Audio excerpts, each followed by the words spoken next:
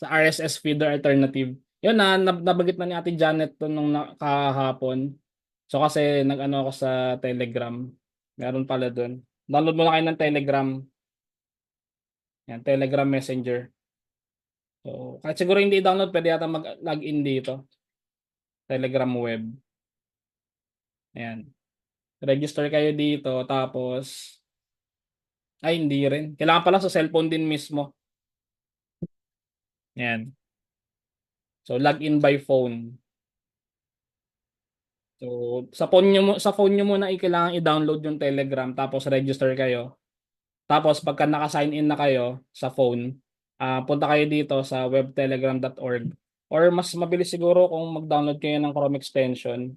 Telegram Chrome extension. Yan. Ito, web for Telegram.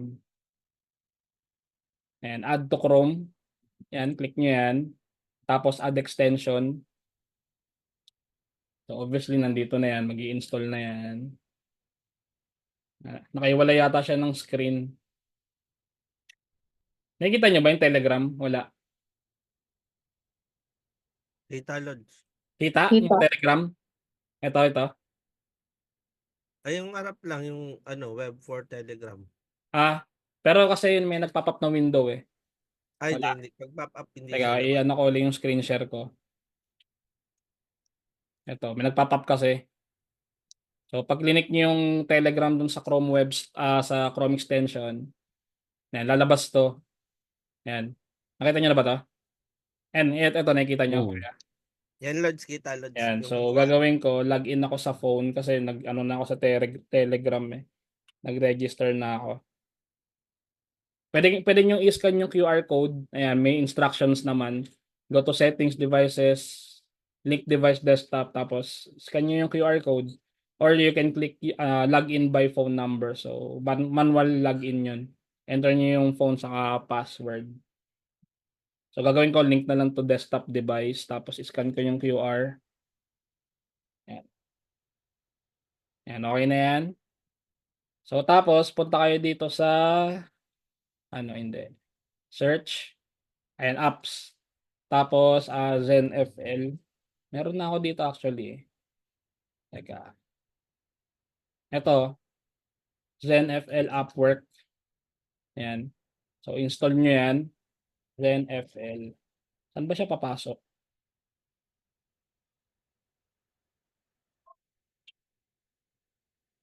Ayan.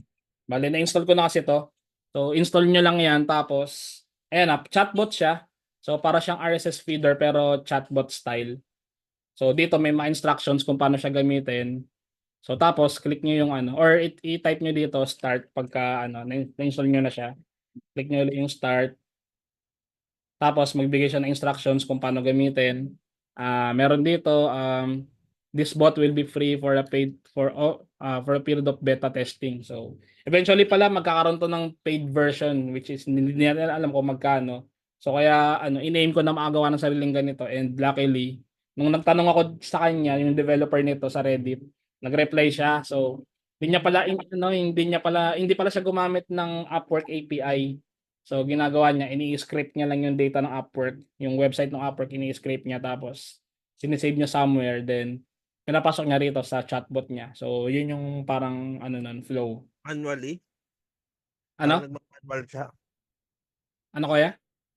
Parang nagma-manual siya. I-script niya tapos kung ano yung available. Hindi, kung tingin ko may source code siya na ini-script niya yung data ng Upwork, tapos naka-schedule parang daily or hourly ganun, tapos sinisave niya sa database niya.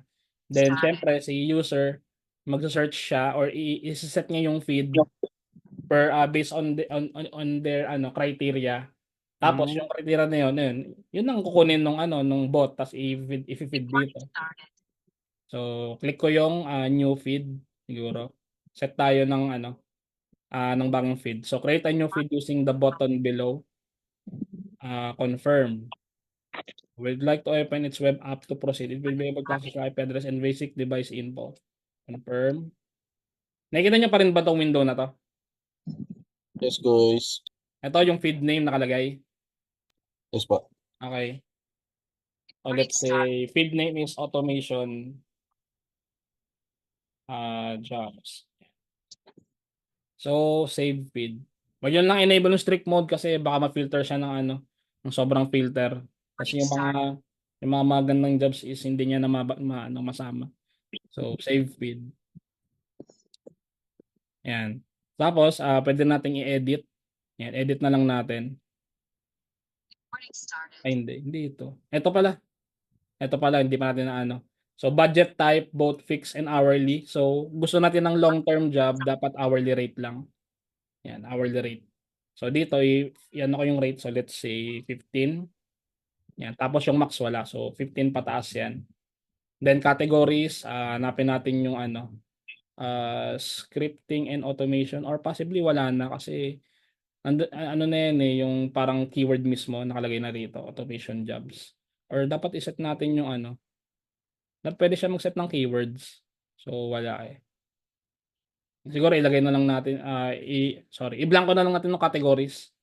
Tapos local markets. So, ilagay mo United States, United Kingdom. So, for now, yun na lang muna yung kinukuha niya. No? Wala pa siyang Australia or ano, ibang countries. Siguro iiwan na lang natin. You will receive the job if the client is looking for freelancers only from these countries. Freelancers from other countries can't apply for such jobs. Yun. So, yun. Dapat blanco na lang siya. Experience level, blanco din. So, para ma-filter natin lahat, no? Hours per week, ako more than 30 hours per week. Yan. So, for long term kasi to. Ayan, required skills, lagay natin. Wala, nothing found. Exclude skills, wala rin yan for sure. Tapos, enhance extra filters, check na lang siguro natin lahat to. Ano to? Not one-time project.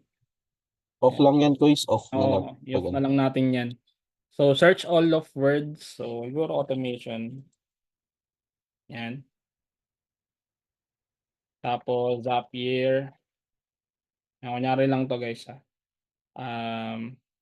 Siguro, gandang natin yung GHL. High level. Mas okay siguro kung mas konti lang para mas madaling mag-filter. Ayan, mga dalawa lang. Pwede na yan. Search for any word, any of words. But nothing found pa rin siya. Case incentive will not match Java, will not match JavaScript. So make sure to use all forms of the word. Yan. Okay na siguro yon.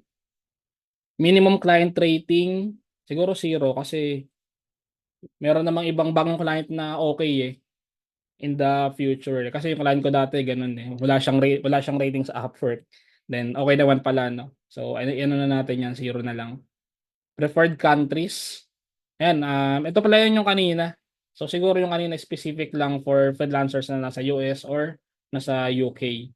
So dapat wala pala yun talaga. So ito, hindi ko alam kung pwede tayong pumili ng multiple countries. Ayun, pwede pala no. So Australia, tapos ako kasi Australia, US lang ako eh. So yun lang yung ano ko, preference ko. Pero kayo, pwede kayong pumili ng ano dito, yung preference yung country.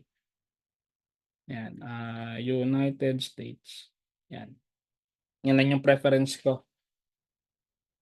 So, una-una Australia kasi umaga, United States kasi mataas magbigay ng rate. Tapos syempre, eventually, baka umaga meron din or kung suswertehin. Avoid clients from, wag na kasi meron ka na nga dito eh. So, dapat lalabas lang yung Australia sa United States.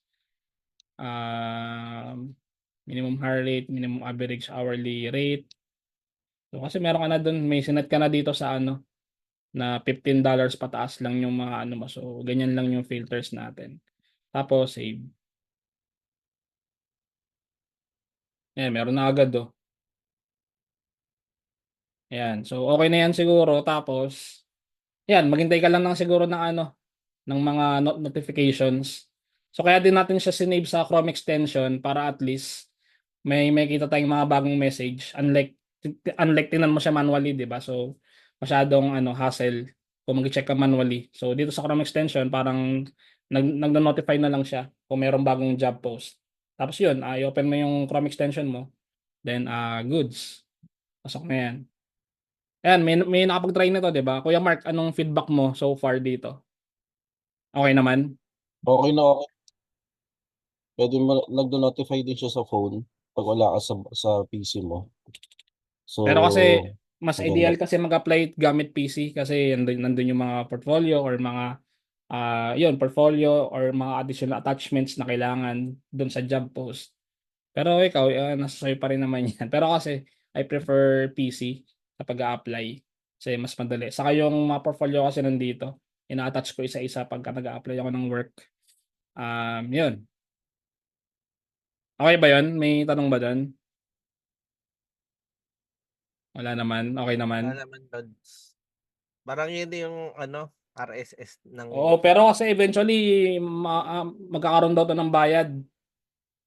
kasi nag-spend ng Ngayon 10 kasi yung personal. beta testing pa lang daw siya. Hmm. So, ayun. Gagawa ko Add ng ko lang, sariling ganito. Ano yun, kuya? sorry. Add ko lang quiz if ever, pwede mo ipa-check to dun sa sa parang support para makita niya kung tama yung setup mo. Ganun po. Mm. Alin? May share screen ka ba? Nag-share screen ka? Ay, hindi po. Ay, hindi. May support kasi siya. Pwede mo i-PM. Ganun. Ito po, Okay. si, Yung developer.